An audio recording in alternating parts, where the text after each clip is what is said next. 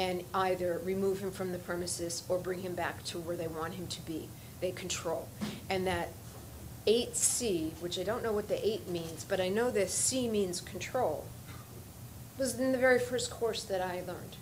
So when I was sitting in there in my final day of interrogation, having the dry heaves over a garbage can while I could look out the window and see my car and wanted nothing more than to be in that car. Those courses of 8C and the fact that she's got the door and there's a camera in the room, the fact that I was on the 11th floor of the HGB building, which is where OSA is, to get from there to my car, if I got past her, I would never get past the security guards or the cameras or get on an elevator or find a stairwell. And that does bring me back to the very beginning course that they teach in Scientology. Like I said, now time has changed. They have more initial courses, but the course used to be the first course, and now it's separated out and it's done at a later time. But it is still out in existence, and it is still called upper indoxed, and it's where you are taught and trained to physically control another person's body against their will. Against their will, you are trained to control another person's body. This gentleman is no longer with us. He was on one of the highest levels, OT7. He had given over $300,000. He gave his life. He even also worked in espionage. I don't know if you know that there used to be a group called the Cult Awareness Network, but that was taken over by Scientologists. And he was an integral part of the espionage and undercover work that went into that takeover of that building. I mean, of that company. And there's many other people like him. And the fact that Scientology, in paying his wife off with a pittance, could say, I'll just cross this line off because no one will care. And it's true. No one has cared. When I first began to shop my book, they didn't even open the cover. They heard the word Scientology and ran. An agent responded to me on the phone and her voice was shaking. They might even come after me. They might even come after me. And on this 2nd year anniversary of Anonymous, which is a group of people that weren't even Scientologists, they knew something was wrong. They knew there was no free speech. When they started, I'm sure they didn't know how deep the well went. But they were able to stand up. So why can't I? Why can't I? And why can't people care about Greg Bashaw and his son, who had to witness his attempts of suicide and his final suicide, and his wife, who was left with the debt of money that he gave to the Church of Scientology? That's all where that money went, was to the Church of Scientology. And they didn't, and they end up with him dead, and she is struggling to keep her home.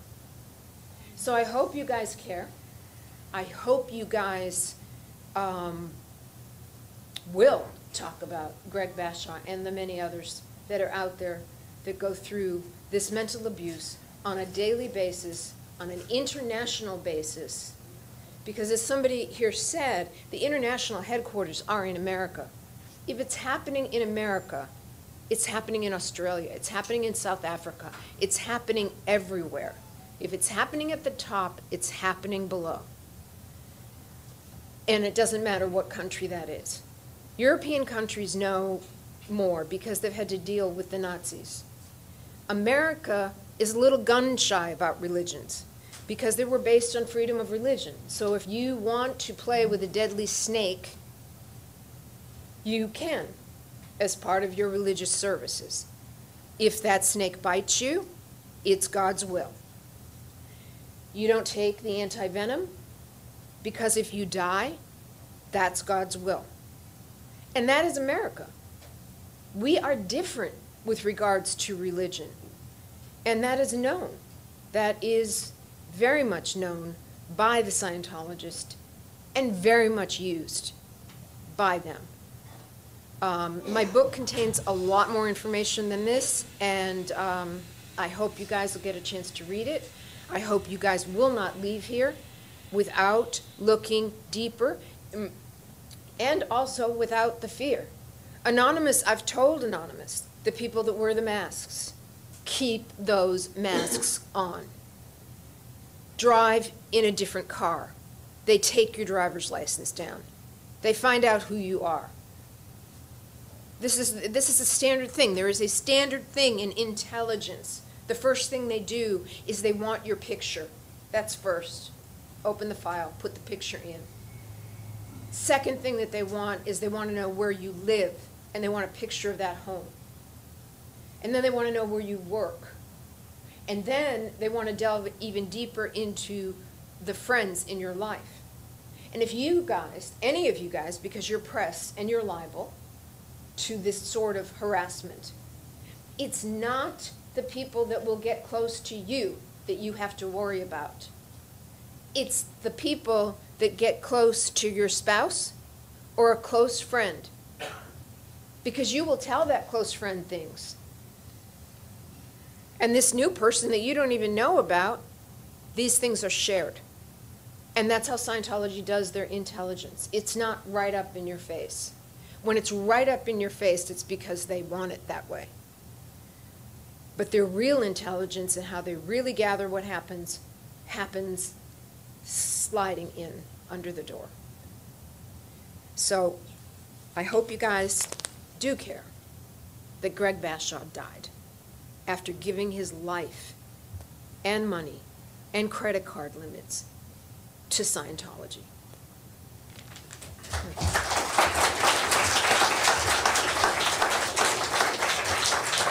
Thank you. Thanks. So are there any other questions that you have that you'd like to ask now? Yeah. I'd like to ask a question for Nancy. Yes? Nancy, you talked to the term in Scientology called end of cycle. You gave that in the order. Controversial online. End of Oh, I'm sorry. End of cycle is something that came up with regards to the death of Yvonne Gentz.